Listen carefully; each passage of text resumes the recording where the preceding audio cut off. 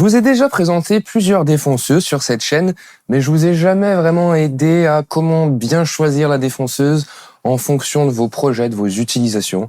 Du coup, c'est maintenant que ça se passe.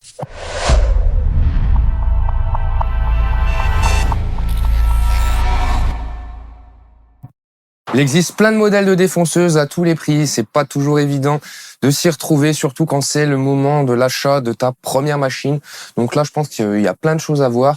Et là, rien qu'avec ces 3 machines, il y a moyen de vous schématiser plein de trucs. Alors, une défonceuse, écoute, c'est un peu comme une zigounette. Tu pourras faire pas mal de choses avec, mais forcément, plus les petites, plus tu seras limité. Enfin, avec une défonceuse, en tout cas, tu seras plus limité. Voilà. Avec une défonceuse, tu pourras faire du défonçage à main libre, du rainurage, utiliser avec un rail de guidage, un compas, des gabarits. Tu pourras même affleurer, tu pourras faire plein de choses. Tu fais tout ça avec ta queue, toi? Non, on parle défonceuse. Ah bon, parce que t'as comparé tout à l'heure avec... Oui, mais c'était pour le fun. Ah, ok. Donc oui, avec une défonceuse, tu pourras faire tout ça, mais tu seras plus ou moins limité selon la machine que tu as. Moi, je pense que là, tu vois, j'en ai 3, mais je pense que si tu sélectionnes bien, en ayant 2 défonceuses, ou 2 comme ça, ou 2 comme tu as envie, tu pourras faire tout. Là, celles-ci, elles sont toutes vraiment très différentes. C'est vraiment ça qui va être intéressant dans cette vidéo. Et elles sont toutes très pratiques, mais chacune dans leur domaine. Et on va commencer par la petite. Déjà, on en impose moins que les autres d'un point de vue physique. Ouais, alors celle-ci, en fait, si tu veux, c'est une affleureuse qui est fournie avec plusieurs embases pour affleurer et une embase pour défoncer. Donc, on est sur une petite défonceuse qui va être très pratique dans certains cas, mais qui sera limitée dans d'autres cas. On va voir tout ça. C'est ta première, ça? Non, c'était pas la première, c'était la deuxième. Donc là, la polyvalence de cette machine, c'est qu'en fait, tu as une affleureuse qui se transforme en défonceuse. Mais les capacités seront beaucoup plus limitées qu'une défonceuse pure et dure. La puissance, la capacité de la course. Alors la course, c'est rien de bien compliqué, hein. C'est la profondeur de fraisage. Sur celle-ci, tu as une profondeur de 40 mm. Donc avec celle-ci, tu pourras faire du défonçage, tu pourras faire plein de choses, mais ça aura ses limites dans la course. Par exemple, si tu veux incruster de la ferrure ou quoi, je pense que ce sera beaucoup plus pratique avec la Festool qui a une plus grosse course de fraisage. Mais pour faire d'autres travaux, on verra aussi un peu plus tard, moi, c'est celle-ci que je sors. Allez, on passe à la suivante. Donc là, il y a un peu plus de... Voilà, là, on est sur une vraie bonne défonceuse pure et dure. C'est la Bosch GOF 1250 LCE. Plus puissante, on a une course de fraisage qui est plus importante. On a 60 mm, donc là on avait 40, là on passe à 60, donc ça devient tout de suite beaucoup plus intéressant. Donc là tu vois, sur celle-ci on a un réglage micrométrique. Non, c'est pas vraiment. Enfin pour moi c'est là, mais c'est pas vraiment là, c'est inexistant. Là sur une vraie défonceuse pure et dure, on a un vrai bon réglage micrométrique qui t'apporte une précision de malade mental. Mais sur celle-ci, et c'est la seule qui existe sur le marché, on a en plus sur notre jauge de profondeur un écran digital. Donc tu vois qu'il va vraiment te donner avec précision la valeur à laquelle tu es. Donc en termes de précision sur la profondeur, cette machine-là sera imbattable. Donc là, clairement, on monte en gamme comparativement à la Makita quand elle sera montée sur l'embase de défonceuse. C'est clair et net. Par contre, on est sur une machine qui est plus lourde, qui est plus encombrante. Donc, par exemple, pour faire de l'affleurage, tu seras sûrement un peu plus emmerdé parce que machine plus lourde, plus encombrante. Tu auras peut-être tendance à basculer que avec ta petite défonceuse comme ça, même si tu l'utilises avec l'embase de défonceuse pour faire de l'affleurage, tu as une machine légère, compacte, maniable. Franchement, ce sera beaucoup plus pratique. Pour faire du défonçage Pour faire du défonçage en main libre, par exemple, si tu as un tracé assez particulier à suivre, si c'est sur une faible profondeur, moi, je serais plus à l'aise à utiliser celle-ci, parce qu'on est sur une machine qui est plus légère, qui est moins puissante, donc tu auras une meilleure maniabilité, un meilleur contrôle de ton mouvement. Et là, par contre, si tu as du gros défonçage à faire, avec celle-ci, tu es limité. Avec celle-là, tu peux y aller. Et maintenant, on passe à celle-ci. Donc, c'est la Festool OF 1400.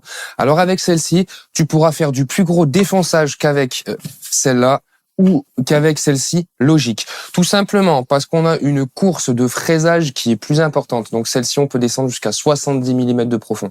Celle-ci 60, celle-ci 40. Donc, c'est pas négligeable. Par contre, tu vois, alors sur celle-ci, on a une course de fraisage qui est plus importante. On a 1 centimètre de plus en profondeur que sur la Bosch.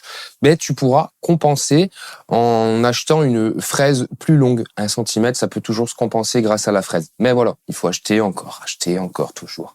Après, c'est pas tout. Sur cette machine, pour moi, le vrai gros atout de celle-ci, c'est qu'on pourra mettre des fraises à queue de 12,7 mm. Tu peux mettre des fraises à queue de 6, de 8 et de 12. Là, tu peux mettre des fraises à queue de 6 et de 8 seulement. Et là, des fraises à queue de 6 et 8 seulement. L'intérêt de cette fraise à queue de 12, c'est que tu vas pouvoir mettre des bonnes grosses fraises de surfaçage, par exemple. Alors, si tu sais pas ce que c'est le surfaçage, je te mets une vidéo juste ici. Et je vais répondre à celui qui va me dire, ouais, mais il y a des fraises de surfaçage à queue de 8. Oui, ça existe. Mais si tu utilises une fraise de surfaçage à queue de 12, forcément, tu auras une fraise qui t'offre un plus gros diamètre. Donc, tu auras une meilleure rapidité d'exécution. Voilà. Autant exploiter le 12 si on te l'offre. Putain, merde à la fin. Merde. Donc là, je te parle de la fraise de surfaçage, mais aussi, on peut aussi parler de la fraise d'assemblage qui existe quasiment que en 12 mm. J'en ai, tu vois, des fraises d'assemblage à queue de 8. Alors très bien, très pratique. Mais les fraises je vais y arriver. Mais les fraises d'assemblage à queue 12 sont vachement plus intéressantes, vachement mieux abouties, plus poussées. T'as des assemblages de malade, quoi. Voilà pourquoi c'est intéressant d'avoir une défonceuse qui t'offre cette possibilité-là. La Festool, elle sera plus lourde que la Bosch, mais elle t'apportera plus de polyvalence dans le choix de ta fraise, parce que là, tu seras limité avec des fraises à 6, à queue de 6 ou 8, et tu auras plus de polyvalence grâce à la course de fraisage, qui est quand même très importante. Avec celle-ci, tu pourras faire tout ce que ces deux-là peuvent faire, mais en plus, tu pourras aller plus profond, ça je pense que tu l'as compris, mais surtout, tu pourras utiliser l'intégralité du panel de fraises qu'il existe dans le commerce.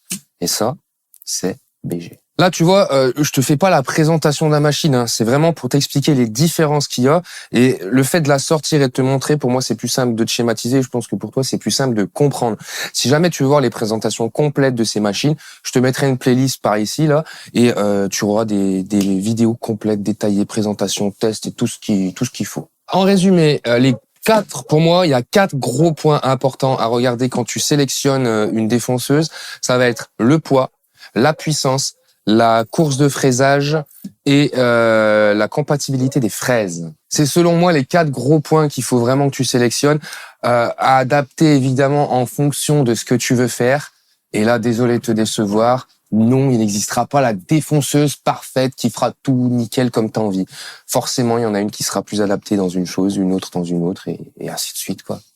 Donc, en gros, si jamais tu as du gros défonçage à faire, que plus tard tu projettes de te fabriquer une table de fraisage par exemple, je vais pas te dire prends la Festool, mais je vais plutôt avoir tendance à te dire privilégie une machine qui va t'offrir la capacité d'accueillir des fraises à queue de 12 et qui aura une course de fraisage plus importante. Voilà. Après, il n'y a pas que la Festool qui t'offre ces possibilités-là, c'est à toi de choisir ta marque. Si maintenant tu veux une défonceuse assez polyvalente, simplement pour faire du défonçage à peu près courant, je pense qu'une défonceuse dans cette catégorie-là sera très bien, parce que on connaît le panel assez large dans les fraises à queue de 8, donc tu as déjà de quoi faire pas mal de choses.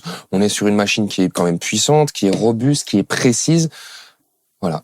Et logique, si tu veux faire du plus petit défonçage, que tu veux une machine polyvalente dans le sens où tu veux faire aussi pas mal d'affleurage, une machine dans ce style-là sera parfaite pour tes besoins.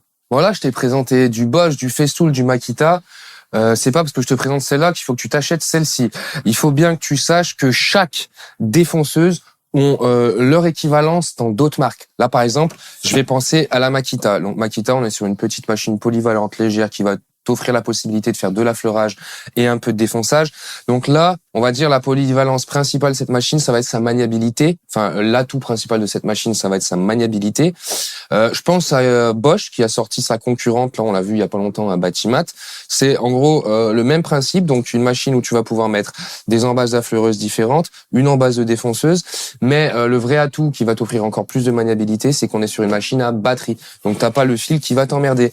Et on a un autre vrai atout sur la Bosch, je suis en train de penser, c'est sur les embases d'affleureuses, on a un réglage micrométrique électronique intégrée et là il y est pas, donc ça t'apporte encore plus de précision. Pour la Bosch par exemple, il y a Mafell. Bon là c'est la machine auquel je pense qui est sortie récemment, qui pourrait concurrencer ce modèle. Alors pourquoi concurrencer ce modèle-là? Je pense à Mafell dans le sens où elle peut accueillir que des fraises à queue de 6 ou 8 également, et qu'elle a un éclairage intégré également. Alors oui, ils ont pompé Bosch, on va pas se mentir, mais voilà, maintenant, Mafell propose aussi une défonceuse avec un éclairage intégré. Donc voilà, Mafell pourrait être une concurrente de celle-ci, parce qu'on parle aussi d'une courbe de fraisage et d'une puissance équivalente, à quelque chose près. Par contre, tu vois, pour Mafell, ils proposent pas encore la jauge de profondeur avec l'écran digital. Là, c'est moi celle-ci, je la garde rien que pour ça. C'est tellement pratique, c'est tellement précis quand tu veux régler ta profondeur, c'est de la bombe. Je comprends pas pourquoi les autres copient pas encore ça.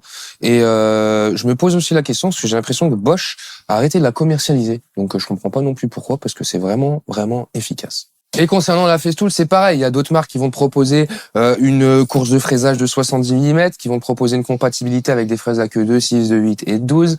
Juste là, j'ai pas le modèle et la marque en tête. Mais tu cherches bien, t'en trouveras, c'est sûr et certain. Par contre, je suis pas sûr que tu en trouves avec ce système de poignée là. Je pense que tu trouveras plus avec le système classique de manette, comme ça.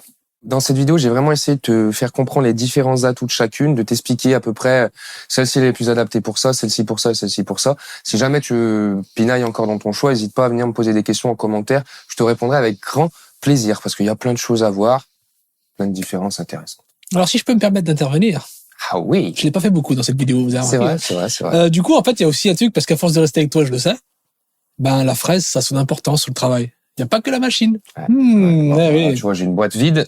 Mais ouais, on utilise les mêmes à chaque fois. Hein. On est sur du Freewood, on est sur des machines de qualité, Des fraises, des machines et consommables, des... Ouais.